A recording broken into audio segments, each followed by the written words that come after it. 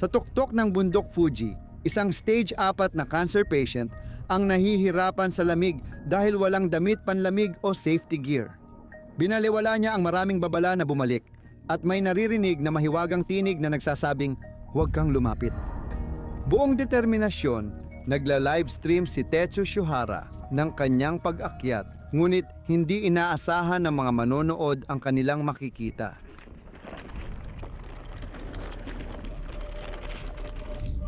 Matindi ang online na batikos kay Tetsu Shuhara, isang nawawalang kaluluwa. Mag-isa siyang namuhay sa maliit na apartment sa Shikoku noong siya'y 47. Inilalarawan siya ng iba bilang ronin na estudyante o palaboy na naglalakbay, habang ang ilan ay itinuturing siyang mapagkumbaba at determinadong mag-aaral. Pagkatapos mag-aral sa Amerika, bumalik si Tetsu sa Japan at ilang ulit na bigo sa bar exam. Kung ikukumpara, ang kanyang mga magulang ay tinitingalang miyembro ng lipunan, kung saan ang kanyang ama ay nagtatrabaho bilang isang lokal na propesor. Dahil sa mga problemang ito, lalong naging mailap si Tetsu. Kahit na dati na siyang malayo ang ugnayan sa kanyang pamilya at wala siyang mga kaibigan. Dahil sa kakulangan niya sa pakikisalamuha, nagsimulang mag-livestream si Tetsu, nakilala online noong 2015. Nagsimulang mag-hiking si Tetsu at sinabi niyang sasali siya sa biathlon.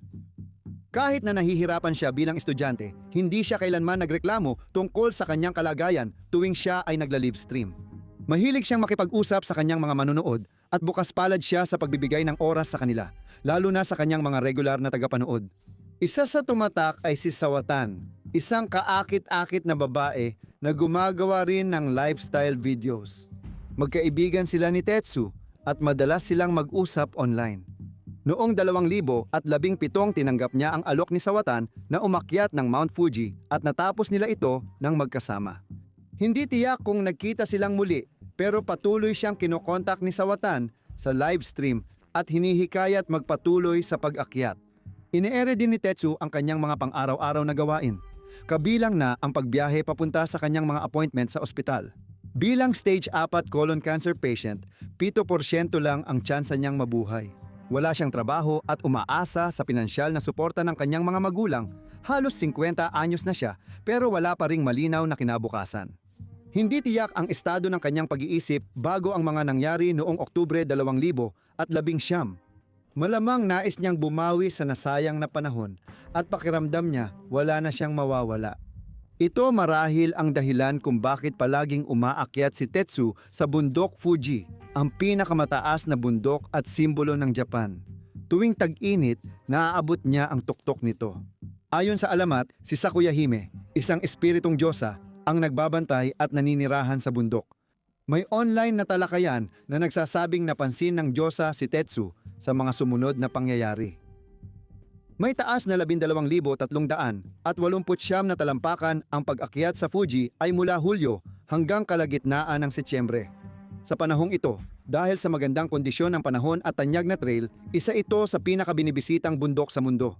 Bawal umakyat sa labas ng panahong ito kung walang pahintulot ng awtoridad.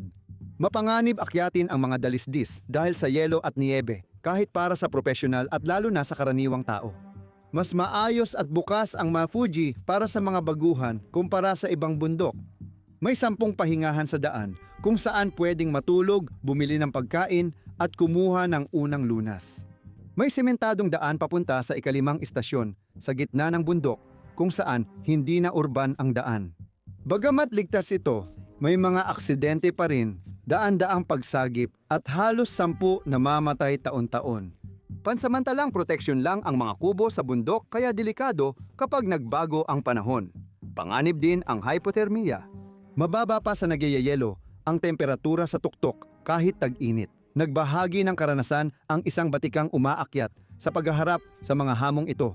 Maganda condition ko pero di ako handa. Akala ko madali lang ang Fuji. Nagbago lahat ng biglang umulan ng yelo at umabot sa 40 milya kada oras ang hangin. Dahil sa wind chill, parang 20 na lang ang temperatura, hindi sapat ang gamit ko, tinamaan ako ng altitude sickness at naging hypothermic ako. Nahahalusinate ako sa kubo sa bundok, may kulay ubing labi at mababang oxygen nang biglang dumating ang bagyo. Laging i-check ang panahon, makinig sa lokal at maghanda ng husto. Lahat ng mga panganib na ito ay malinaw na nakasaad sa opisyal na website ng bundok. Mayroon itong mga rekomendasyon para sa pagpaplano ng gamit at madalas na ulat ng panahon. Walang dahilan para sa mga umaakyat na pumasok ng hindi handa. Matagumpay na naakyat ni Tetsu ang bundok Fuji noong Setyembre 7, 2019. 3 araw ito bago nagbago ang panahon matapos ang peak season at naging mas mahirap ang mga daan sa bundok.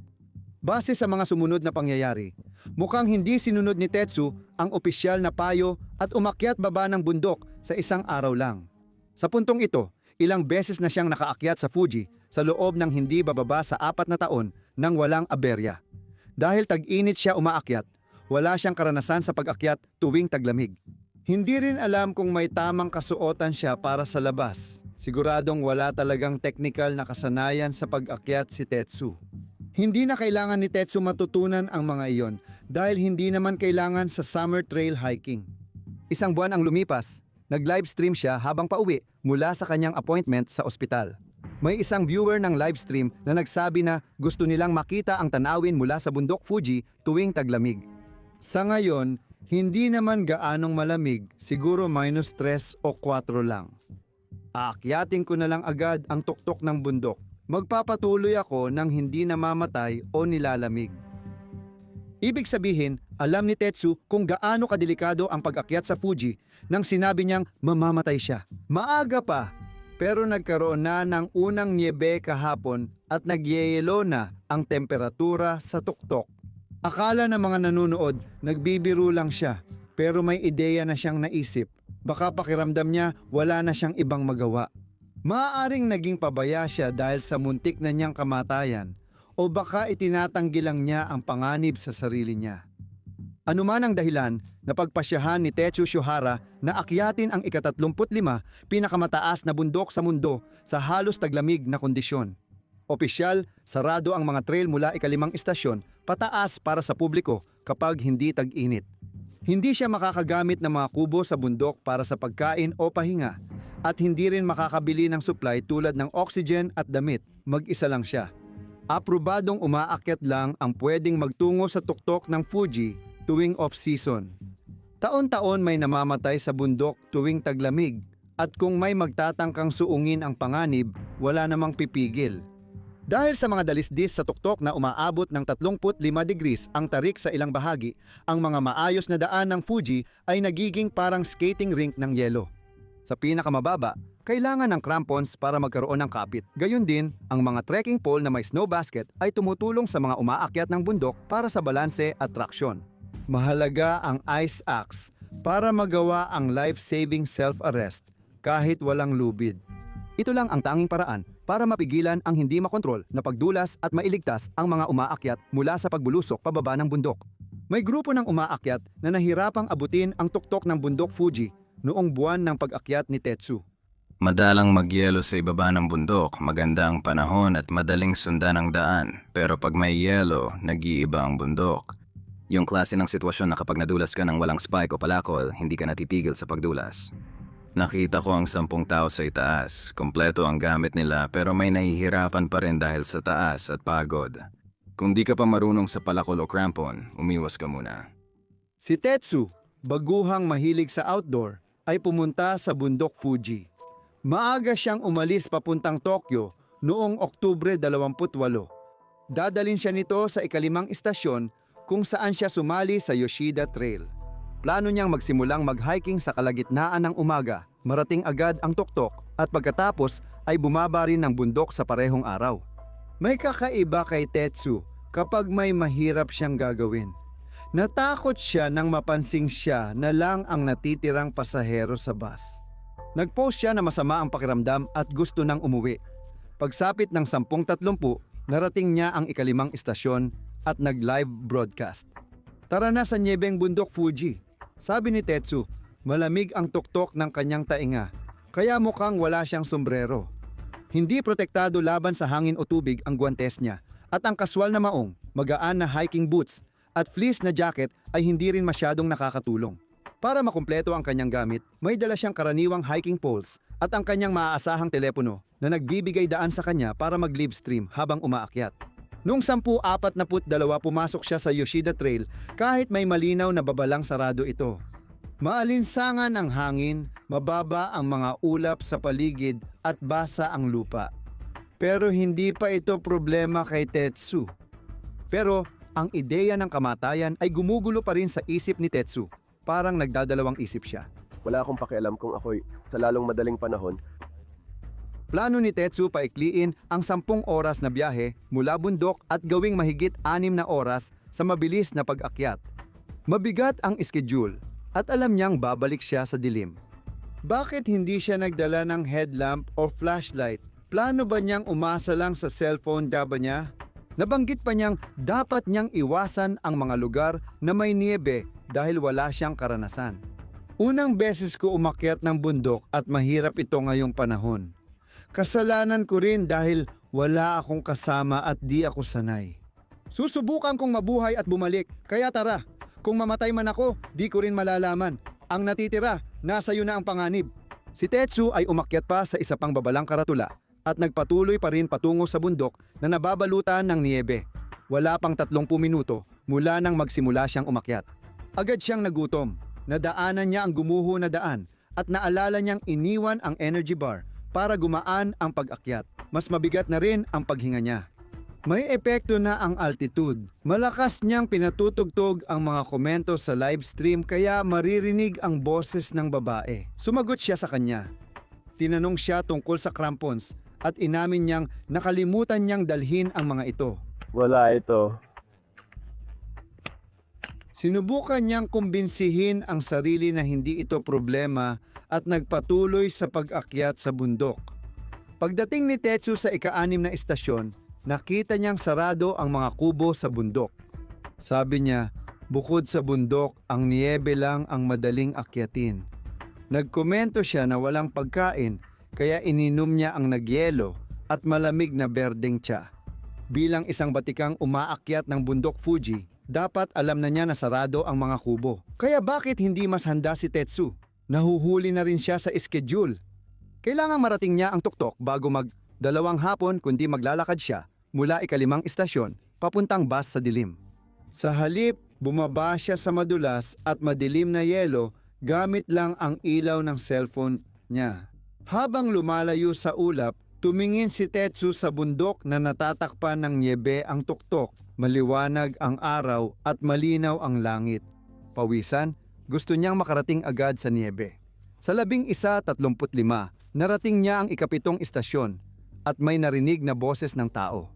Makalipas ang kaunti, nakasalubong niya ang isang lalaki at isang babae sa daan. Hi, kumusta ka na? Ayos ka lang, aakyat ka rin. Oo, ikaw. Hindi. Bakit hindi?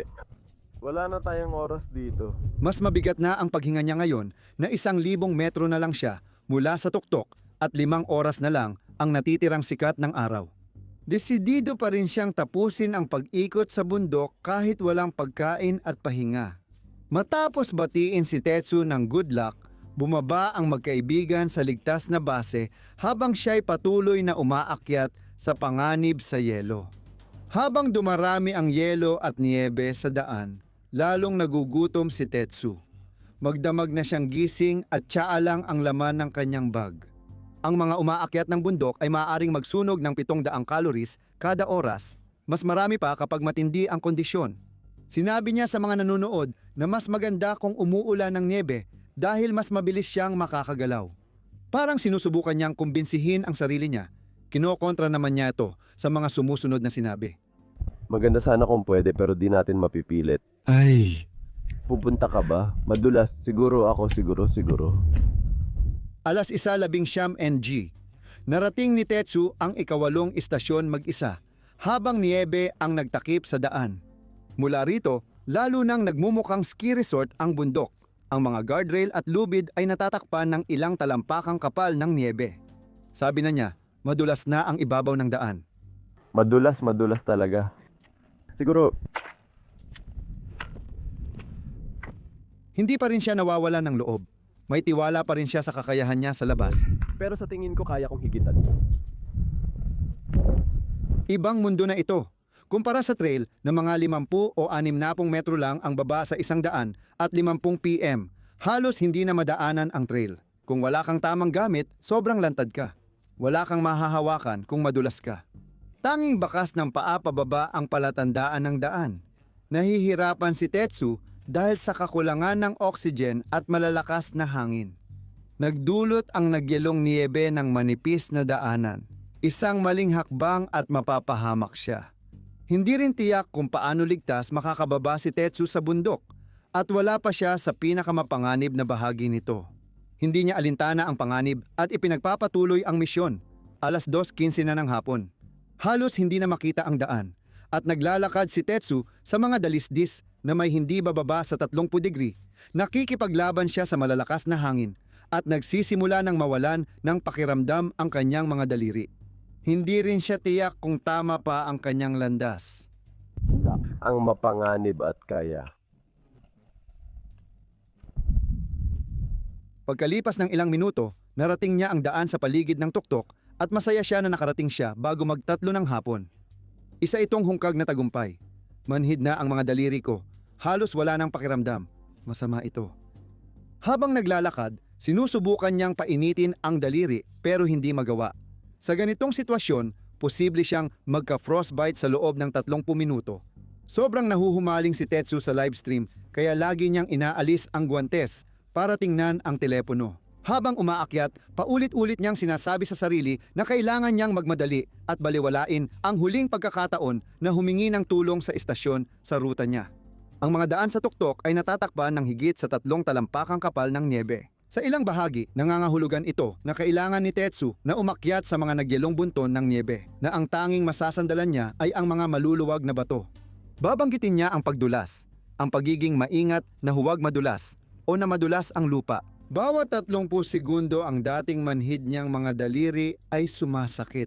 Lalong lumalakas ang hangin habang mas nalalantad siya. Lubid lang ang dahilan kaya siya nakatayo pa.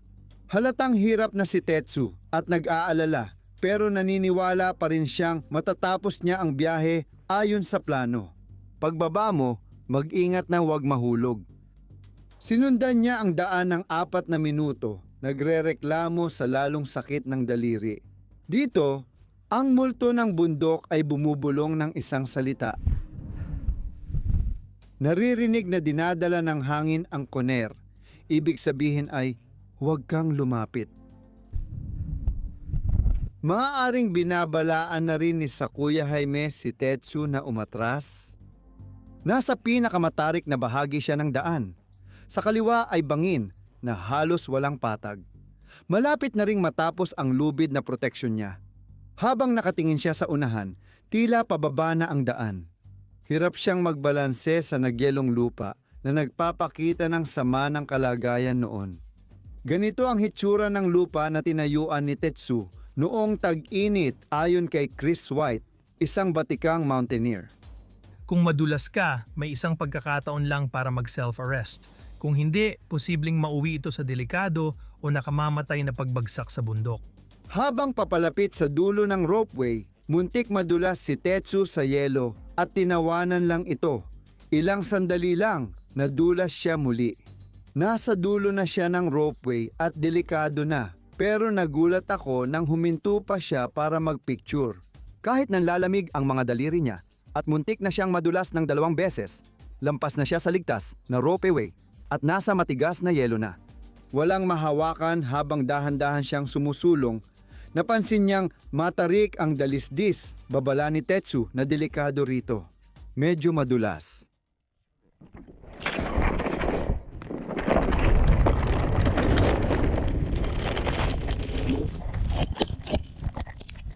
Nadulas si Tetsu sa tuktok noong 2:30 ng hapon.